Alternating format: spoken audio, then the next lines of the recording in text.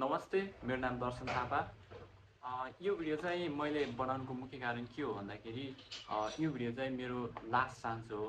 मैले आफ्नो गोलहरू एचिभ गर्नको लागि जुन कुराहरू मैले पहिले नै सोचिसकेको थिएँ त्यो कुराहरूलाई एचिभ गर्नको लागि लास्ट चान्स हो भन्ने मलाई लाग्छ।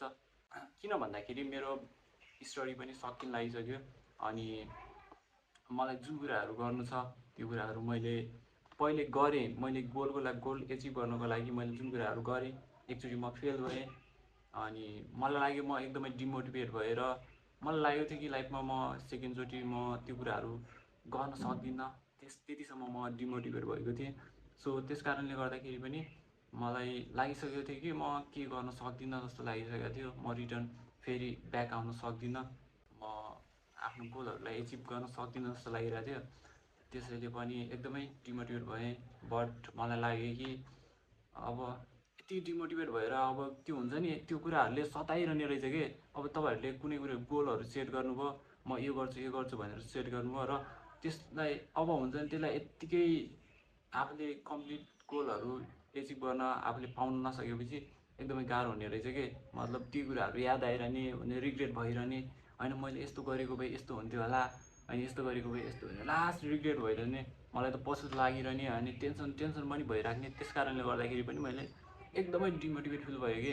अनि इभन लास्ट अहिले आएर मलाई लाग्यो कि दिस इज यो भनेको मेरो बेस्ट टाइम हो। यो टाइममा गरेँ भने गरेँ, नतरी मैले लाइफभर रिग्रेट गर्नुपर्छ जस्तो लाग्यो। त्यसै कारणले गर्दाखेरि पनि मैले स्टार्ट गरि नै हालौँ न भनेर स्टार्ट गरेँ होइन। यसमा मेरो बुवाले एकदमै सपोर्ट गर्नुभयो है, बुझिदिनु भयो मलाई होइन। अनि मैले कस्तो भयो भन्दाखेरि मैले मेरो बुवालाई फोन गरेँ, मलाई आइफोन किन्नु पऱ्यो भने। अनि त्यसपछि चाहिँ बुवाले भन्नुभयो अहिले हल्का त्यस्तै चलिरहेको छ, पैसा छैन भन्नुभयो।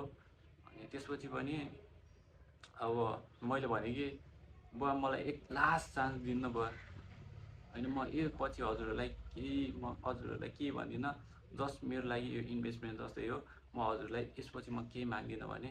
सो बुवाले पनि मानिहाल्नुभयो। 2-4 दिनपछि मलाई पैसा दिइहाल्नुभयो र मैले मोबाइल किनेँ हिजो अस्ति।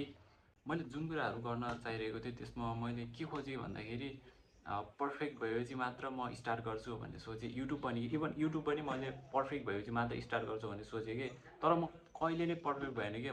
जहिले पनि मैले जे कुरा पनि अहिले त कमजोरी भेट्टी नै हाल्ने कि। त्यस कारणले गर्दाखेरि पनि मैले युट्युब धेरै अघि सोचिसकेको थिएँ, मैले युट्युब स्टार्ट गर्छु भनेर पनि सोचिसकेको थिएँ। त्यस कारणले गर्दाखेरि पनि मैले गर्न सकिनँ। सो धेरै कुराहरू मैले भोग्नु पऱ्यो, जसको कारणले गर्दाखेरि मैले युट्युब स्टार्ट गर्न सकिनँ। र अहिले मलाई लाग्यो कि यार यो बेला गरेन भने गर्नै सकिन्न नि। किन भन्दाखेरि मलाई अब ब्याचलर कम्प्लिट हुन्छ, अब यत्तिकै मेरो फ्यामिलीले यहाँ बसाउन सक्दैन। किन भन्दाखेरि मेरो ब्याकग्राउन्ड भनेको म एउटा गाउँको किसानको छोरा हुँ र मलाई यहाँ बसाएर मेरो बाबुआमाले पाल्न सक्दैन। मेन कुरा त्यही नै हो होइन, सबैको त्यही नै हो कि। अब एउटा मिडल क्लास फ्यामिलीको भएपछि, गाउँको भएपछि अब तिमीहरूलाई तिम्रो बाबुआमाले पाल्न सक्दैन सधैँको लागि होइन। मैले पढाइहरू कम्प्लिट गरिसकेपछि मैले जब गर्नैपर्छ।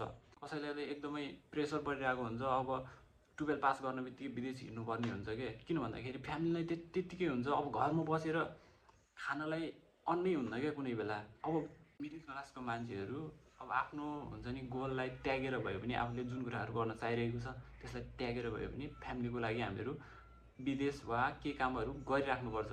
त्यस कारणले गर्दाखेरि पनि यो मेरो लास्ट चान्स हो र मैले यसमा गर्न सकेँ भने एकदमै ठिक छ। अब गर्न सकेन भने के भन्ने नि, अब लकमै थिएन भन्ने हुन्छ। लाइफमा अब गर्नै सकेन भने अब के गर्ने अब के भन्न सकिन्न यार। अब गर्न सकिएन भने त भगवान्को हातमा छ, के हुन्छ लाइफमा पछि हेरौँला।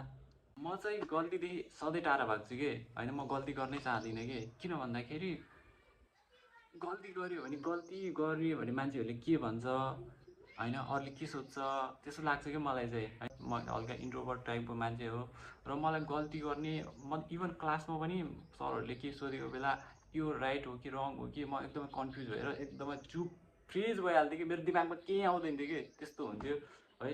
त्यस्तो टाइपको धेरै मान्छेहरूलाई हुन्छ होला, मलाई पनि हुन्छ। इभन मलाई बजारमा कोही मान्छेहरूले के क्वेसनहरू सोध्यो भने म एकदमै फ्रिज भइहाल्छु कि। यस्तो होइन, मलाई के दिमागमै केही आउँदैन है। त्यस्तो कारणले गर्दाखेरि पनि मलाई एकदमै अनकम्फर्टेबल फिल हुन्छ। त्यस कारणले गर्दाखेरि म चाहन्छु कि यार म बजारमा मान्छेहरूको अगाडि क्यामेरा बोकेर हिँड्नु त्यस्तो लाग्छ है मलाई चाहिँ। र म भोलि ट्राई गर्नेवाला छु म क्यामेरा बोकेर।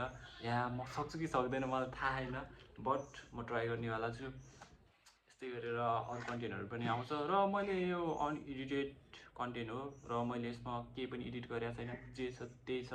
म चाहँदा पनि चाहदिनँ कि म एकदमै पर्फेक्ट बनूँ होइन, मैले एकदमै पर्फेक्टली डेलिभर गरौँ। किन भन्दाखेरि यो प्रोसेस नै त्यही हो, हामीले प्रोसेसलाई इन्जोय गर्ने हो लाइफमा। मलाई त्यस्तो लाग्छ है। हामीले जुन कुरा पनि गरिरहेको छौँ त्यसलाई प्रोसेसलाई नै इन्जोय गर्ने हो। अब मेरो 1 मिलियन सब्सक्राइबर पुगेपछि अब मैले 10K को के इन्जोय गर्न पाउँछु होइन, सिधै 1 मिलियन पुगेको छ भने त्यो प्रोसेसलाई नै इन्जोय गर्ने हो। मलाई त्यही हो, आफ्नो काममा ह्याप्पी रहन मन छ र मलाई त्यो कामहरू गर्दाखेरि एकदमै खुसी महसुस होस् त्यस्तो कामहरू गर्न मन छ। त्यही भएर नै मैले स्टार्ट गरेँ। मलाई कन्टेन्ट क्रिएसन एकदमै मनपर्छ र मान्छेहरूसँग बोल्न पनि मनपर्छ, बट म सक्दिनँ। के भएको मलाई एकदमै डर लाग्छ र म एकदमै अनकम्फर्टेबल फिल गर्छु। सो त्यो कुराहरूलाई पनि म इम्प्रुभ गर्छु। त्यही हो, आजको भिडियोमा त्यति धेरै नबोलौँ, यो गर्छु ऊ गर्छु भनेर नभनौँ। मैले यो च्यानललाई चाहिँ 1 महिनामा मोनिटाइज गर्छु भनेर सोचिरहेको छु, बट यो मेरो लागि एकदमै इम्पोसिबल जस्तो नै छ। किन भन्दाखेरि मैले एकचोटि अघि नै मैले हारिसकेको छु यो च्यालेन्ज। मैले 1 महिनामा 1K कम्प्लिट गरेको थिएँ च्यालेन्ज र त्यसमा मैले हारिसकेको छु। बट तपाईँहरूले साथ सपोर्ट दिनुभयो भने 1 महिनामा यो कम्प्लिट हुनेछ, मलाई आशा छ है। Thanks for watching. मिल्नेछौँ नेक्स्ट भिडियोमा। अहिलेको लागि यति नै, टाटा बाई बाई।